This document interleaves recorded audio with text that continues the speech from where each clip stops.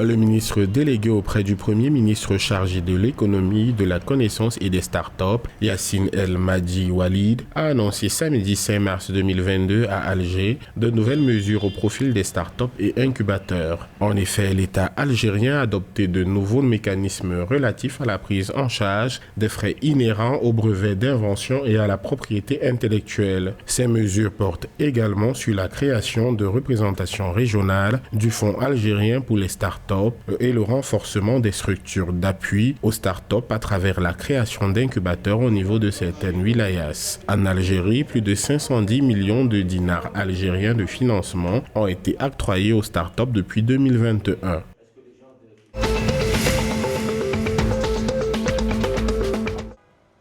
Au Maroc, les sociétés cotées en bourse ont signé un bel exercice 2021. Selon BMC Capital Global Research, elles ont engrangé 250 milliards de dinars de revenus globaux, soit une hausse de 9,5% par rapport à 2020 et de 3,2% comparé à 2019. Cette performance est due principalement à l'effet d'un rebond de l'activité des industries, combiné à une hausse du produit national brut des structures financières, ainsi qu'à l'amélioration des primes émises brutes du secteur des assurances et courtage.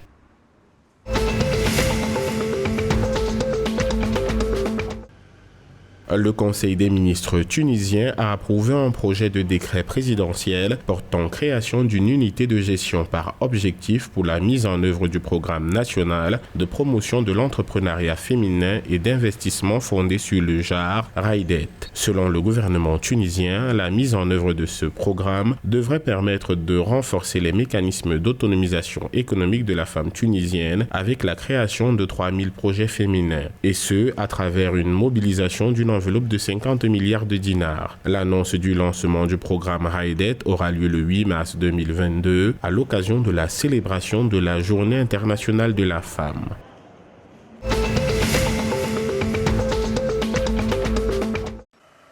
En Libye, les pertes dues aux actes de sabotage des éléoducs de pétrole brut se lèvent à plus de 1600 barils par jour, selon la compagnie pétrolière de Sirte. Dans une déclaration publiée le 4 mars 2022 sur sa page Facebook, la compagnie pétrolière de Sirte fait savoir que les attaques contre les lignes de transport de pétrole et de gaz dans les champs de South Zaltan et d'Al-Lahib ont forcé la société à fermer les puits pour faire face à la fuite. Selon les médias libyens, les acteurs du secteur pétrolier qui craignent de nouvelles attaques appelle le gouvernement à prendre des mesures pour une meilleure protection des oléoducs.